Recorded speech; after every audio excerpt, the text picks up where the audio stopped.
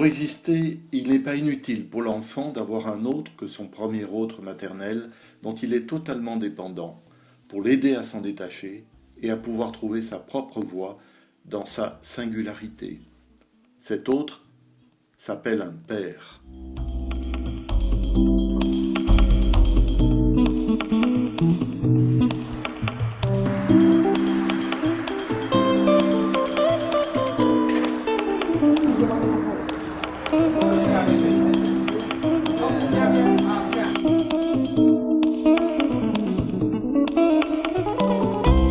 Dans les images qu'on regardait d'archives, que ce soit des vidéos, que ce soit des photos, en tout cas tout ce qui était, et nous-mêmes dans notre langage, on avait un langage beaucoup plus approprié aux femmes qu'aux hommes. Et même si tant est que des papas osaient ouvrir les portes, on leur disait « dites à maman de faire ceci » comme s'ils n'avaient aucune capacité parentale. À la suite d'une rencontre avec Diop, nous avons vu que nous étions complètement en phase. Et lui-même avait déjà expérimenté certaines choses sur son quartier, ici aux Amarantes, en particulier groupe de parole et surtout un lien avec des professionnels pédopsychiatres. On s'est rendu compte d'ailleurs par la suite à quel point ça touchait à des questions sociétales. La culture, l'origine de la famille, là d'où elle vient, pourquoi est-ce qu'elle est ici, quel parcours a-t-elle fait, quelle est son origine dans son voyage personnel, les ruptures de société, les ruptures familiales.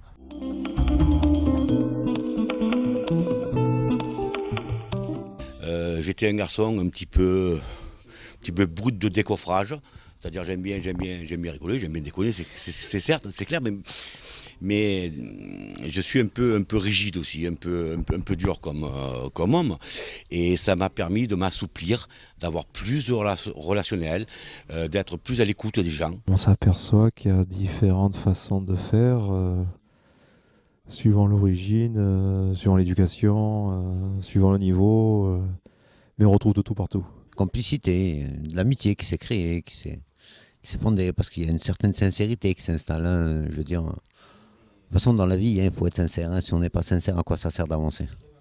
Grâce à l'association, plus de conflits, plus de problèmes, voilà. Donc ça m'a apporté énormément. Donc quand on voit comment je suis devenu, même ma femme me dit c'est pas possible, tu n'es pas celui que je suis en train de voir. On s'exprime, on échange et ça nous aide beaucoup dans la vie de tous les jours, quoi. J'aimerais bien parrainer, quand je vois un papa, je dis pourquoi tu ne viens pas au groupe de parole, justement pour avoir un échange plus intéressant. Moi je me sens le devoir de donner ce que je ressentis ici, quoi. Voilà. Comment je pourrais faire pour donner une petite étincelle aux parents de ce qui se passe, leurs enfants qui sont dehors à telle heure, tout ça. Ça, il manquait ça dans le quartier. Des ententes de les voir, se réunir, discuter avec eux et tout, être là, ça fait du bien. Par l'intermédiaire du groupe, j'ai pu mieux les connaître. Et bon, c'est vrai que mon travail me prend énormément de temps, j'ai pas trop le temps de passer d'avoir des activités avec eux, mais déjà il y a un lien qui se fait entre nous et il y a une petite des confidences, ça passe mieux. Bon, ça me fait plaisir de voir que les gens, quand même, à l'heure d'aujourd'hui, que les gens s'intéressent plus à leurs enfants, de voir surtout pour leur avenir, qui est très importante.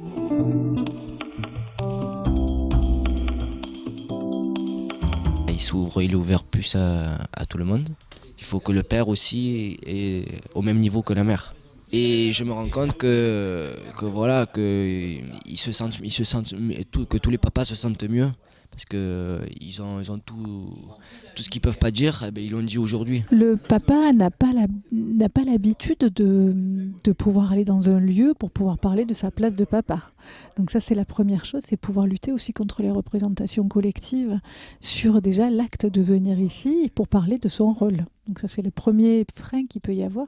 Et le frein a été bien rompu, en tout cas, puisque ça fonctionne assez bien et il y a beaucoup de régularité. Individuellement, moi, j'ai des papas qui sont complètement transformés, quoi, dans leur cellule familiale, dans leur rapport avec leurs enfants, avec leurs femmes, dans leur rôle d'homme, de père, d'ouverture aussi au niveau leur regard au niveau de la société, leur place d'habitant dans un quartier prioritaire, comment on peut s'investir dans une association, comment on est avec son voisin.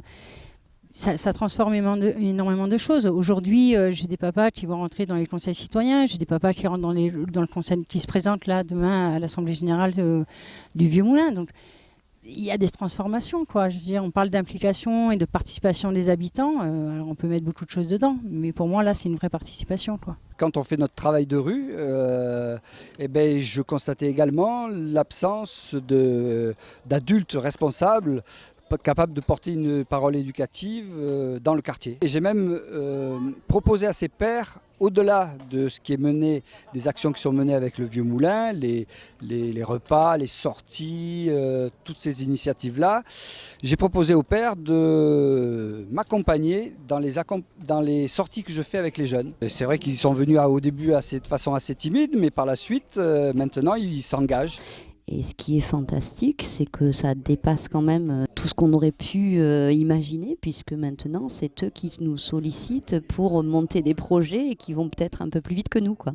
Donc du coup, c'est très intéressant de voir que finalement, ils avaient des besoins et que quelque part, on ne s'était pas trompé en se questionnant et que c'était peut-être notre façon de fonctionner qui ne les incitait pas à venir vers les centres sociaux, vers les associations de proximité. Pour nous, l'intérêt de monter une action avec l'association Les Pairs, essayer d'aller vers nos locataires différemment par rapport à d'autres fonctions aussi en même temps sociales, donc quelque part un peu dépasser notre fonction initiale de logeur pour essayer de mieux comprendre et d'accompagner en fait nos locataires différemment.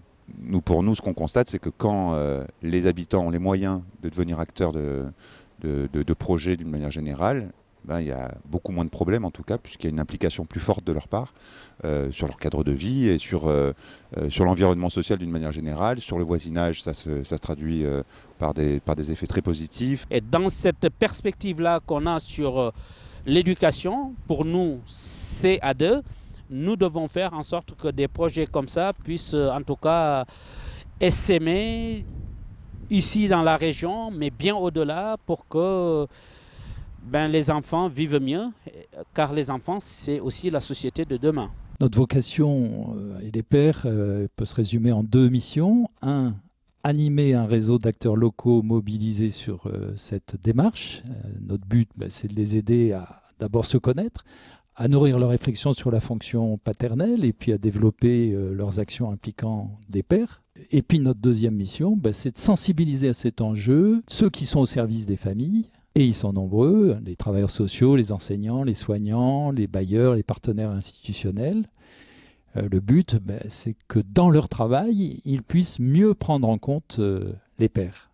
Voilà. Donc, autrement dit, un travail de longue haleine, certes, mais passionnant. Et si ça vous parle, surtout, n'hésitez pas à nous contacter.